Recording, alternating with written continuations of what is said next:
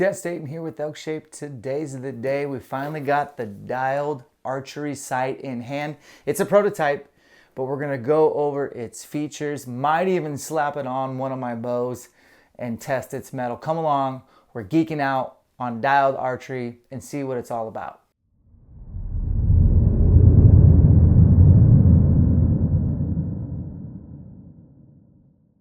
This is going to be a dovetail mount, so you can do a direct mount if you want. It will come with that, or if you're running a Matthews, you can run it through the bridge lock, and we were going to test that right away. But here it is, first looks, the Arxos from Dialed Archery. This is a 5-inch dovetail. So the first thing first, because everyone wants to match, is the frame itself and the mag. You can customize the colors. So this is smoke. This is to match the Matthews granite. You can also order this frame in black, earth, which would match up with buckskin, sage, which would match up with Matthews ambush green. With the void dial, you have those color options, plus you can go with white, red, orange, lots of color options for customization, and I know you bow hunters are into that. Let's talk about what I like right out the gates. First things first, all things being considered, the bubble is at the top of the sight. That's where bubbles should be, in my opinion, if they're made for Dan Staten. I can't tell you how annoying it is, as part of my shot process, is to check bubble. Usually once, sometimes twice, depending on the terrain. And when you do that, I have to look down. I can't stare at it through my periphery. It's not in my picture. I literally have to take my eyes off the target to look at that. Whereas with the bubble where it is now, I should be able to look at my target, keep my peripheral, and make sure it's level. We're going to test that today, but I think that's going to be a huge advantage. The next obvious is the angled elevation system. Look at that rail. It's not perpendicular to the ground. It comes towards the riser of the bow. So it starts high, works its way down. With that being said, that's going to make your sight tape work a little bit more for you to give you greater distances to shoot at. Because you're going from further away to closer away, that's going to bring in compression, which is going to give you further distances. I like that because I think that's going to give a guy who can only get 80 yards out of his current setup potentially an additional 20 yards. On first glance, he's going to think this, oh man, that's a single pin. And there is a pin in the middle of the housing, but at the bottom towards the post is another little pin, which is awesome because that's a lot more distance than I'm getting with a Fast Steady XL or the dual track from Black Gold. That distance is going to mean that I can cover more range without making an adjustment. We're gonna test that today as well and see what kind of gap we're getting there. Now you can't adjust it, it's fixed, but I'm here to tell you, it looks like if my top pin's 20, and that could potentially mean that my bottom pin is 50, and that's gonna allow you to be more creative with your setups. And I'd like a sight picture, personally, without pins sticking out to the sides. I like that vertical plane. I think that's a home run. They really did a great job creating that distance. The next thing is that you can adjust this piece and swap it out for fixed pins. That's gonna be a standard feature as these guys get the production going to where, oh, you don't want a single pin, take it out, put your 3 pins in. That's awesome. Speaking of adjustments, the switch tape. So you can decide if you want, when you're adjusting your sight, if you want your ticks on your sight tape to be facing the inside, which is what I would prefer, everything all encompassing.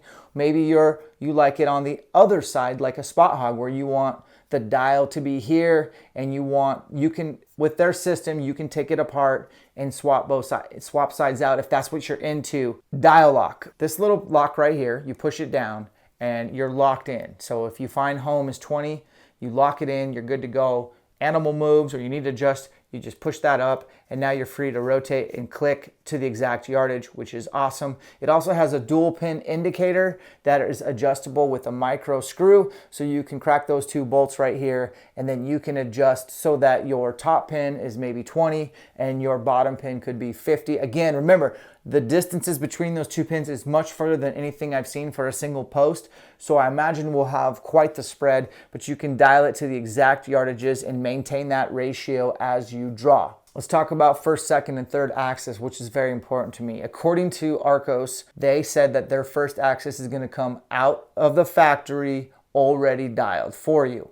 What does that mean for you guys? Ultimately, that means that your first axis should be covered That also means that if it's not, you can adjust it. Second axis, one is oval shaped, so it gives you some play for your second axis to make sure that your bubble lines up with your first axis. Third axis is going to be different than what's on this prototype after talking to the fellas, but that's going to be, and it's hard to see because it's kind of covered, but basically that's going to be 2 micro screws that are going to oppose each other. And so once you get your Hamskea tool on there, you're going to be able to tighten one, loosen the other, very similar to the 2 screws on a spot hog, to where you can manipulate that third axis and get it shifted to where it's true on steep downhill and uphill shots. And yes, in my opinion, third axis truly matters, especially for out west. You have micro windage adjustment. Now, this could be a good thing or bad thing, only time will tell. I know what I'm going to do, but this micro windage adjustment does not have a set screw. It's completely like you could do a micro adjust at any point in time. Will that affect you while elk hunting? I think it potentially could. So I think it would be important to make a silver Sharpie mark on the dial, on the frame itself. That way you can, at quick glance, make sure that that micro adjust didn't get bumped, because there is no way to have a set screw and securely lock that down. Could be a game changer. Could be something that costs you a shot. The ways to mitigate that for me is going to be a silver Sharpie mark. Have you ever had a starburst effect on your sight where your pins are just too bright? Maybe the sun's just hitting it hard. This has the ability to adjust how much light goes into your sight from the sun. So you can just manipulate that to suit your fancy and avoid starbursting and having a clear sight picture. So you guys are on to something. We'll see how your production comes along, but I am completely impressed with the ideas, the engineering, the creativity. You guys thought of a lot of pieces. Now let's go see if it works. Okay, so I'm gonna take off the dual track on the 33. This is the one piece from Matthews. I'm a huge fan. I think this is gonna be better than a tight spot by a long shot. It's made for the Matthews with the bridge lock. It's super handy and it runs super tight, making everything streamlined.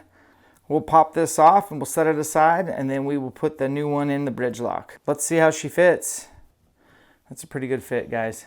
That's very snug. That smoke really lines up with the granite. I mean, that's pretty sexy looking. You can kind of look down the middle of your shelf here and see, use your string, and I can see that I'm gonna need to go this way. Let's make an adjustment real quick on the macro. So we're gonna crack that. And you notice I'm doing this before I mess with the axes. Something like that. Let's snug that up just so it stays. Okay, so that's preliminary. It's in the dovetail. Let's go ahead and put it on the bow vise and check our levels.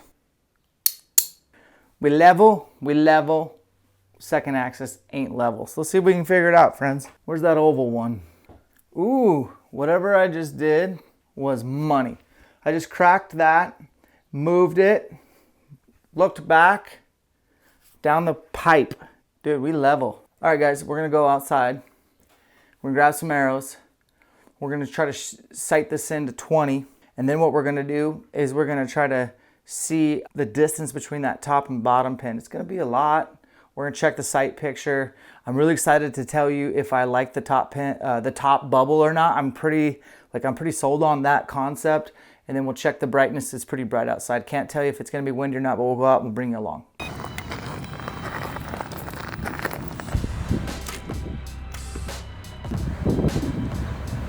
Oh, wow. First impressions, how's the sight picture? It's awesome. I just put one right in the 11 ring without making any adjustments.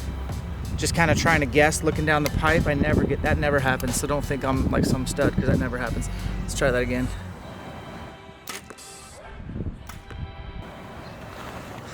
That's awesome. You can definitely see the level and like still look at your sight picture, see what you're aiming at, which is awesome. I've never had that happen before. Let me bet this, we're about 12, 15 yards. Actually, let me range it. I want to back up to 20. 17.6, we're actually really close to 20.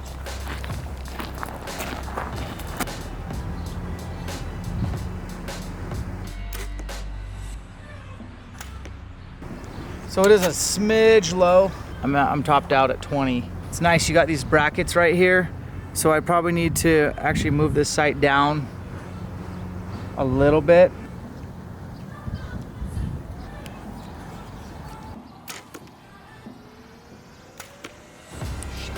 do that? That was an arrow. Dang it. All right, so here we go. I don't know if all the axes are lined up. It seems like they are, but what I want to do for today's video is I want to see the distance on that bottom pin. The way it's set at home, 20's good. Let's see how far until we start hitting bullseyes with the bottom pin without moving home. Does that make sense? Here we go.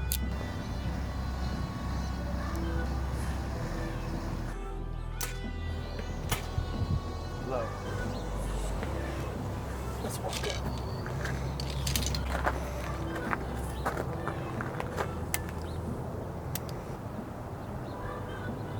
$55.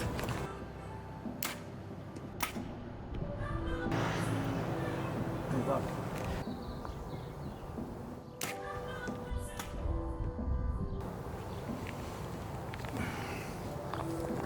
Bingo.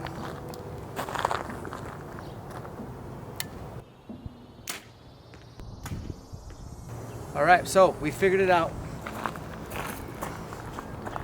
20, and that dot right there is for that pin, and it's 50. This is a game changer. Being able to block like a cloudy day like this, let her eat on a real bright, harsh light. You can dampen it to whatever setting you like. Dialed Archery, I have a lot of faith in you guys. You've thought of some really cool ideas, some concepts, some aesthetics. You have some work to do. I wouldn't mind seeing a pin in between the two. If you could do that, that'd be great. I'm interested in being able to swap out switch tapes. That sounds pretty cool to me. I really want to see your final product on the third axis dope, because that's going to be critical if I wanted to use this at a total archery shoot, or if I wanted to go hunt out west with it. But all in all, very pleased, very excited, and you know, more to come, guys. This is just the first video, but we're going to be testing, always be tinkering. We'll catch you on the next one.